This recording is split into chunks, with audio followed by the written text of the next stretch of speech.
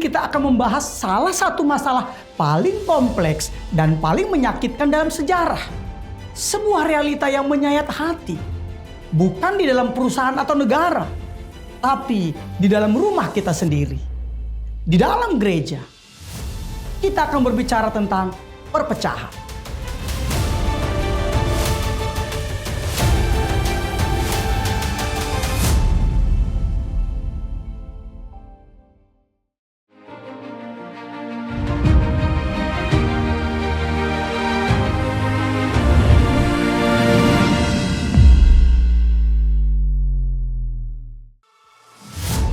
Saudaraku yang terkasih dalam Kristus Yesus, hari ini kita akan membahas salah satu masalah paling kompleks dan paling menyakitkan dalam sejarah.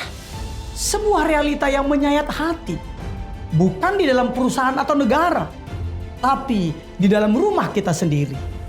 Di dalam gereja, kita akan berbicara tentang perpecahan.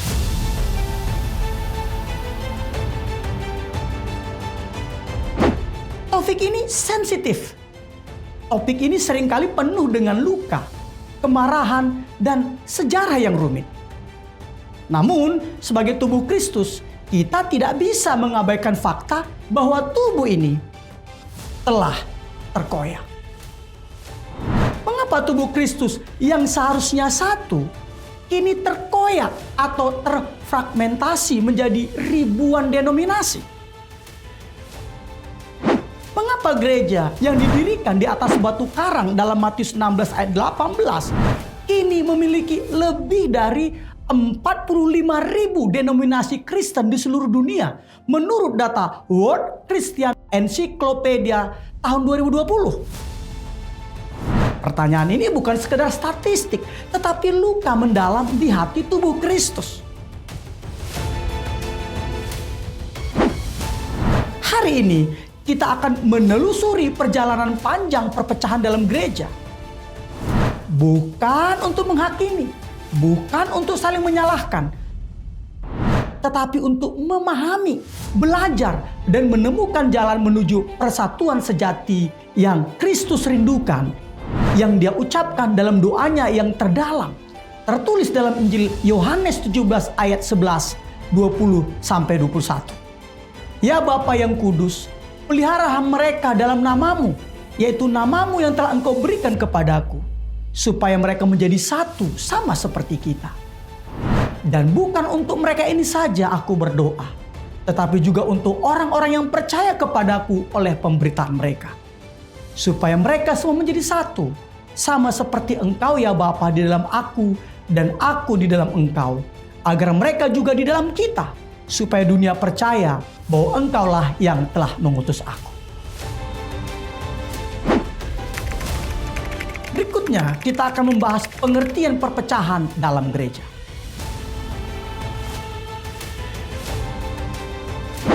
Apa itu perpecahan?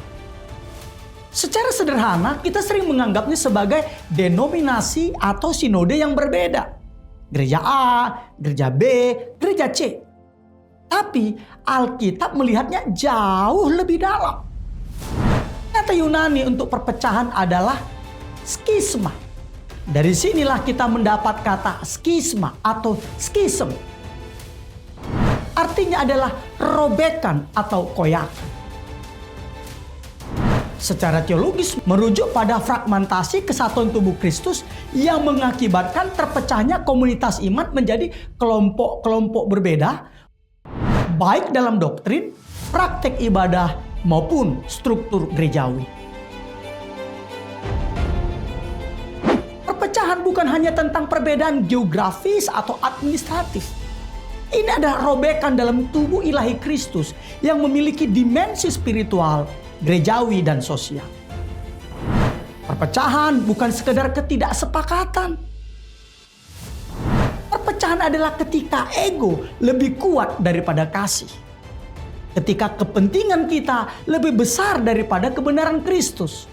Dan ketika identitas denominasi kita lebih menonjol daripada identitas Kristus Yesus. Rasul Paulus dalam 1 Korintus 1 ayat 10 dengan sangat jelas menasehati. Tetapi aku menasihatkan kamu saudara-saudara, demi nama Tuhan kita Yesus Kristus, supaya kamu seia sekata dan jangan ada perpecahan di antara kamu. Tetapi sebaliknya, supaya kamu erat bersatu dan sehati sepikir. Penelitian dari Center for the Study of Global Christianity di Gordon Conwell Theological Seminary menunjukkan bahwa rata-rata 2 denominasi Kristen baru terbentuk setiap hari di dunia. Ini adalah realitas yang memerlukan pemahaman mendalam, bukan penyangkalan atau pembenaran semata. Perpecahan, skisma adalah robeknya koinonia atau robeknya persekutuan. Ini adalah ketika kita berkata kepada anggota lain dari tubuh Kristus, "Aku tidak membutuhkan engkau." Ini adalah pelanggaran langsung terhadap doa Yesus yang paling intim dalam Yohanes 17 ayat 21. Supaya mereka semua menjadi satu, sama seperti engkau ya Bapa di dalam aku dan aku di dalam engkau, agar mereka juga di dalam kita, supaya dunia percaya.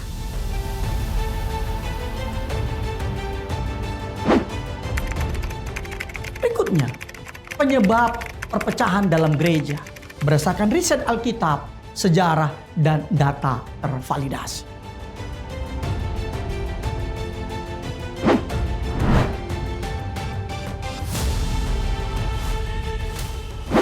Mari kita mundur ke abad pertama. Gereja perdana yang kita romantisasi sebagai komunitas yang sempurna ternyata telah menghadapi tantangan perpecahan sejak dini. Dalam Kisah Para Rasul 15, kita membaca tentang Konsili Yerusalem sekitar tahun 50 Masehi yang membahas pertanyaan fundamental. Haruskah orang bukan Yahudi disunat untuk diselamatkan? Ini bukan sekedar perdebatan teologis, tetapi pertarungan identitas yang nyaris membelah gereja muda menjadi 2 fraksi. Kristen Yahudi versus Kristen Yunani atau Helenis. Rasul Paulus dalam surat-suratnya berulang kali menangani isu perpecahan. Dalam surat 1 Korintus 1 ayat 12, jemaat terpecah menjadi kelompok-kelompok yang berkata, "Aku dari golongan Paulus, aku dari golongan Apolos, atau aku dari golongan Kefas, atau aku dari golongan Kristus." Riset historis Dr. Wayne Mix dari Yale University dalam karyanya The First Urban Christians mengidentifikasi bahwa faktor sosioekonomi, perbedaan latar belakang budaya, dan kompetisi kepemimpinan serta kultus terhadap pemimpin menjadi katalisator perpecahan ini.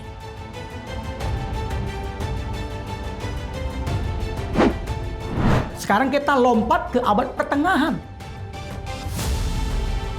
Lompat ke tahun 1054. Kita menyaksikan apa yang disebut The Great Schism.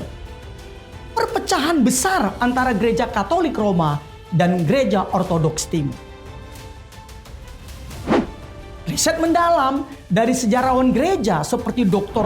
John Meyendorff dalam Byzantine Theology mengungkapkan bahwa perpecahan ini bukan terjadi dalam semalam, tetapi merupakan akumulasi ketegangan selama berabad-abad.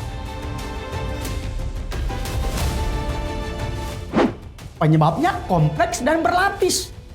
Pertama, adanya perbedaan teologis tentang klausul filioque, di mana gereja barat menambahkan frasa bahwa Roh Kudus keluar dari Bapa dan Anak, sementara gereja timur mempertahankan formulasi asli dari Bapa. Kedua, terdapat konflik yuridiksi dan otoritas primasi Paulus Roma yang ditolak oleh Timur.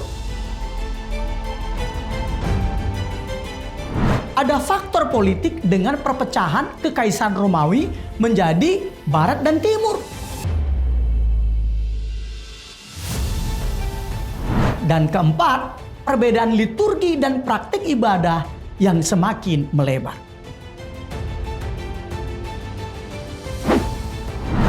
Data dan dokumentasi komunis menunjukkan bahwa baru pada tahun 1965, setelah 911 tahun, Paus Paulus VI dan Patriark Atanagora I saling mencabut ekskomunikasi yang diumumkan pada tahun 1054.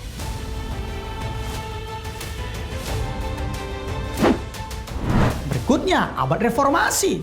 Fragmentasi yang dipercepat pada tanggal 31 Oktober tahun 1517 menjadi penanda sejarah ketika Martin Luther memakukan 95 tesisnya di pintu gereja Wittenberg, Jerman.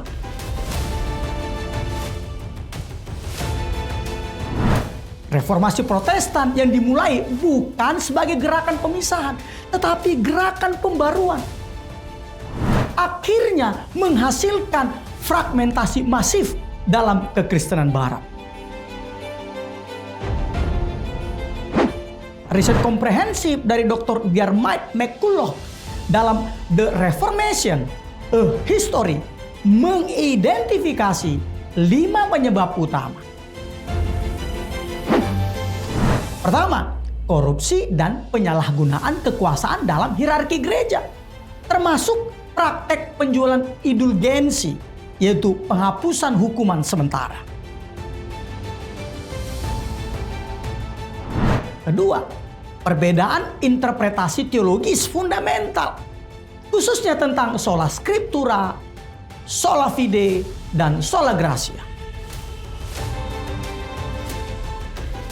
Ketiga, faktor politik dengan munculnya negara-negara yang menginginkan otonomi dari otoritas paus. Keempat, revolusi teknologi dengan ditemukannya mesin cetak Gutenberg yang memungkinkan penyebaran ide dengan cepat. Dan kelima, konteks sosioekonomi dengan munculnya kelas menengah yang melek huruf dan mempertanyakan otoritas tradisional. Yang menarik, penelitian dari Institute for the Study of American Evangelicals menunjukkan bahwa dalam 100 tahun setelah Martin Luther, terbentuk lebih dari 200 denominasi Protestan yang berbeda. Perpecahan menghasilkan perpecahan baru dalam siklus yang tampaknya tak terputus. Abad ke-21, era perpecahan digital dan globalisasi. Di abad ke-21, kita menghadapi fenomena baru. Penelitian dari Pew Research Center tahun 2023 menunjukkan bahwa faktor perpecahan kini tidak hanya teologis, tetapi juga ideologis, politik, dan teknologis. Gereja terpecah atas isu-isu seperti pernikahan sesama jenis, peran perempuan dalam pelayanan, teologi kemakmuran, politik identitas, dan bahkan pandangan tentang perubahan iklim, teori konspirasi, dan chips AI berpotensi memecah belah jemaat. Data menunjukkan bahwa denominasi besar seperti United Methodist Church mengalami perpecahan besar pada tahun 2022 dengan sekitar 2.000 gereja lokal memilih keluar karena perbedaan pandangan tentang seksualitas. Southern Baptist Convention, denominasi Protestan terbesar di Amerika, mengalami penurunan keanggotaan selama 16 tahun berturut-turut. Sebagian karena perpecahan internal tentang rasisme dan pelecehan seksual.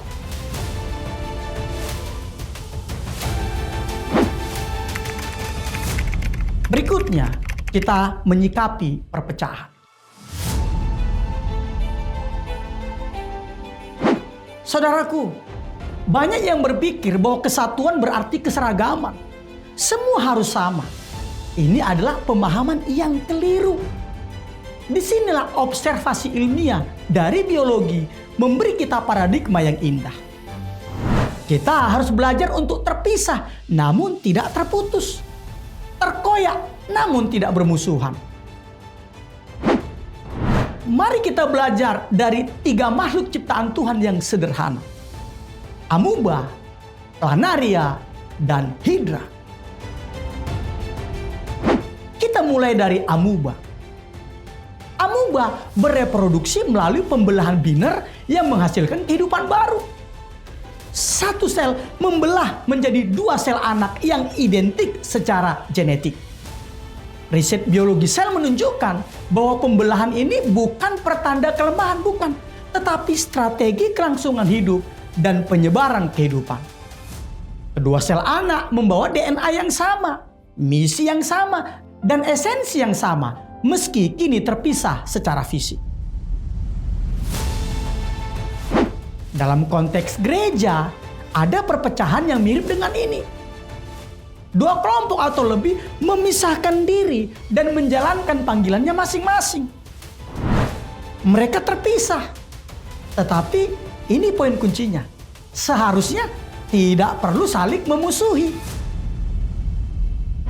Mereka tetap sesama organisme hidup, yaitu sesama anggota tubuh Kristus yang menjalankan fungsinya masing-masing di dalam ekosistem yang lebih besar, yaitu kerajaan Allah. Ini adalah gambaran denominasi yang sehat. Gereja karismatik, gereja Pentakosta, gereja Protestan, gereja Baptis, gereja Metodis, dan gereja lainnya, mungkin mereka terpisah secara organisasi. Tetapi mereka memegang DNA yang sama, yaitu Yesus Kristus adalah Tuhan. Berikutnya, Planaria. Planaria, cacing pipih yang menakjubkan, memiliki kemampuan regenerasi dari fragmentasi yang luar biasa. Jika dipotong menjadi beberapa bagian, setiap bagian dapat meregenerasi menjadi organisme utuh yang baru. Penelitian dari Dr. Alejandro Sanchez Alvarado di Stower Institute menunjukkan bahwa Planaria memiliki sel punca pluripoten yang memungkinkan regenerasi total. Dalam konteks gereja, analogi ini powerful. Terkadang sebuah konflik atau perpecahan memang memotong gereja. Namun, daripada saling menyalahkan, setiap potongan bisa bertumbuh dan berkembang sendiri-sendiri. Sambil tetap mengingat bahwa mereka berasal dari sumber kehidupan yang sama, yaitu Kristus Yesus. Perpecahan bisa menjadi momentum untuk memulai bentuk pelayanan baru yang lebih kontekstual. Selanjutnya, Hidra. Hidra adalah genus dari hewan air tawar yang kecil yang bereproduksi melalui pertunasan. Tunas baru tumbuh dari tubuh induk, berkembang tetapi tetap terhubung untuk waktu tertentu sebelum akhirnya terpisah. Yang indah adalah selama periode koneksi ini, nutrisi, informasi, dan dukungan terus mengalir dari induk ke tunas. Dalam konteks gereja, inilah gambaran ideal gereja yang diajarkan Paulus. Satu tubuh dengan banyak anggota yang tertulis dalam 1 Korintus 12 ayat 12 dan 27. Meskipun berbeda-beda dan fungsi yang berbeda, serta memiliki lokasi yang berjauhan, kita tetap terhubung oleh satu kepala, yaitu Tuhan Yesus Kristus. Dari analogi ini kita belajar bahwa perbedaan, bahkan pemisahan struktural, tidak harus bermuara pada permusuhan. Prinsipnya adalah, terimalah orang yang lemah imannya, tanpa mempercakapkan pendapatnya. Roma 14 ayat 1. Juga kita dipanggil untuk hidup dalam kasih, damai sejahtera dan sukacita dalam Roh Kudus. Sebab kerajaan Allah bukanlah soal makanan dan minuman. Tertulis dalam Roma 14 ayat 17. Jadi, saudaraku, kita bisa berpisah tanpa bermusuhan, berbeda tanpa saling membunuh, dan terpisah tanpa kehilangan kasih persaudaraan. Ibrani 13 ayat 1.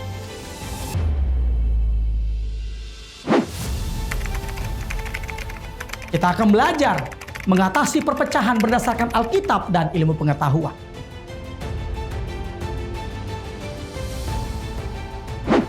Jadi apa solusinya, saudaraku? Jawabannya ada dua. Prinsip Alkitabiah dan prinsip ilmiah. Prinsip Alkitabiah pertama itu tertulis di Filipi pasal 2 ayat 2-4 yang mengajarkan kerendahan hati. Hendaklah kamu dalam hidupmu bersama menaruh pikiran dan perasaan yang terdapat juga dalam Kristus Yesus.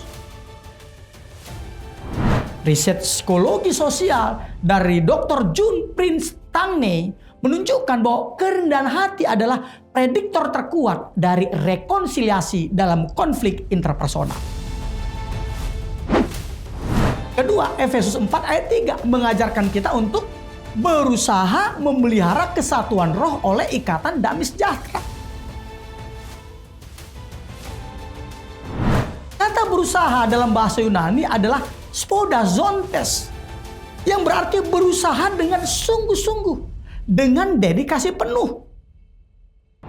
Kesatuan bukan terjadi otomatis, tetapi memerlukan usaha yang intens dan intensif. Ayat kuncinya adalah Efesus 4 ayat 2 dan 3. Dengar baik-baik. Hendaklah kamu selalu rendah hati, lemah lembut dan sabar. Tunjukkanlah kasihmu dalam saling membantu. Dan berusahalah memelihara kesatuan roh oleh ikatan damai sejahtera. Artinya apa? Artinya kesatuan itu sudah ada. Roh Kudus sudah memberikannya. Tugas kita adalah memeliharanya. Bagaimana caranya? Bukan dengan memenangkan setiap argumen teologi, tetapi dengan kerendahan hati, kelemah lembutan, dan kesabaran yang ditunjukkan dalam hal saling membantu.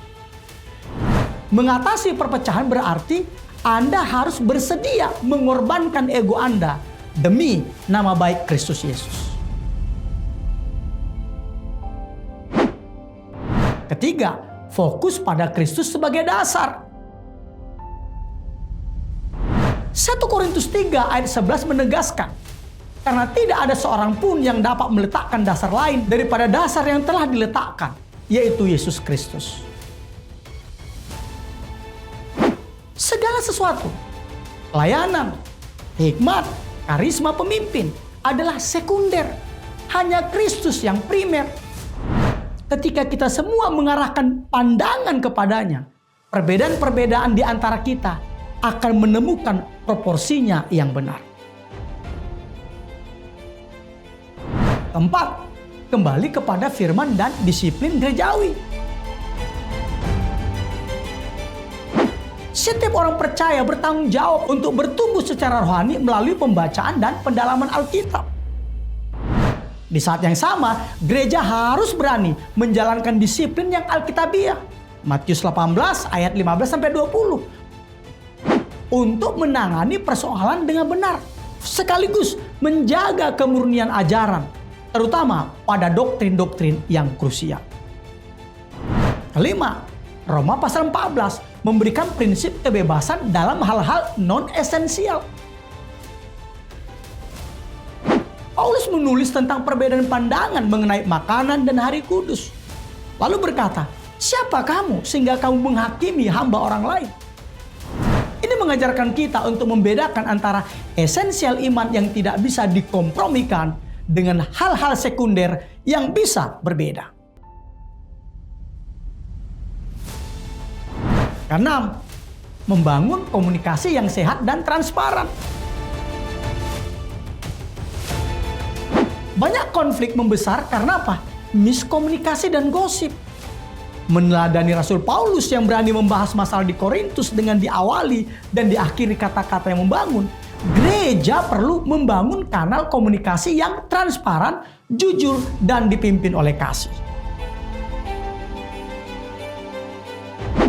Singkatnya saudaraku, bentuk praktisnya adalah kita dapat memulainya dari apa? saling tukar mimbar ibadah lintas sinode yang berbeda organisasinya. Baik di mimbar-mimbar gereja maupun di forum-forum diskusi lintas sinode atau organisasi yang berbeda. Sekarang kita masuk dalam prinsip ilmu pengetahuan. Riset resolusi konflik dari Harvard Negotiation Project mengidentifikasi 3 kunci. Interest-based negotiation, principled negotiation, dan mutual gains approach. Dalam konteks gereja, ini berarti fokus pada kepentingan bersama dalam misi Kristus, bukan posisi teologis yang kaku. Bernegosiasi berdasarkan prinsip Alkitab, bukan kekuasaan, dan mencari solusi yang membuat semua pihak merasa menang dalam Kristus. Studi neuroscience dari Dr. Matthew Lieberman di UCLA menunjukkan bahwa ketika kita merasa didengarkan dan dipahami, area otak yang terkait dengan ancaman menurun dan area yang terkait dengan koneksi sosial meningkat. Ini berarti dialog ekumenis yang genuine atau original, di mana setiap pihak benar-benar mendengarkan tanpa agenda tersembunyi, memiliki kekuatan neurologis untuk menyembuhkan perpecahan.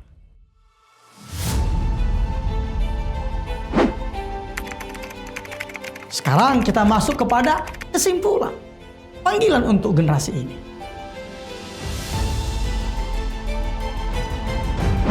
Saudaraku, kita telah melakukan perjalanan dari Yerusalem ke Korintus kuno hingga ke gereja abad ke-21. Menunjukkan apa? Menunjukkan bahwa musuh terbesar persatuan bukanlah perbedaan, tetapi kesombongan hati kita. Bukan perdebatan teologi, tetapi kekurangan kasih kita. Sekarang, mari kita rasakan hatinya Tuhan Yesus. Setiap kali kita menjelekkan denominasi lain, kita sedang melukai tubuh Kristus. Setiap kali kita membiarkan kesombongan intelektual kita membuat kita merasa lebih benar dan lebih suci dari orang lain, kita sedang menyangkal doa Yesus di Taman Getsemane yang tertulis dalam Yohanes 17 ayat 11, 20-21. Dunia di luar sana sedang sekarat. Mereka mencari kebenaran, mencari komunitas, mencari harapan. Dan apa yang mereka lihat ketika mereka melihat kita? Kita mungkin terpisah secara amuba. Kita mungkin harus melewati masa regenerasi yang sakit seperti planaria. Tetapi panggilan kita yang paling mulia tetaplah untuk menjadi seperti Hidra, satu koloni yang saling terhubung dalam Kristus Yesus. Gereja bukanlah organisasi sempurna. Ia adalah seperti rumah sakit bagi orang yang berdosa. Kita adalah pasien yang sedang dalam proses pemulihan. Mari kita rawat luka-luka ini dengan salep pengampunan, dibalut dengan perban kerendahan hati, dan dijaga dengan antibiotik kasih yang tulus. Akhir kata, izinkan saya mengutip kembali doa Yesus yang paling mengharukan bagi kita semua dalam Yohanes 17 ayat 11. Ya Bapa yang kudus, peliharalah mereka dalam namamu, yaitu namamu yang telah Engkau berikan kepadaku, supaya mereka menjadi satu sama seperti kita.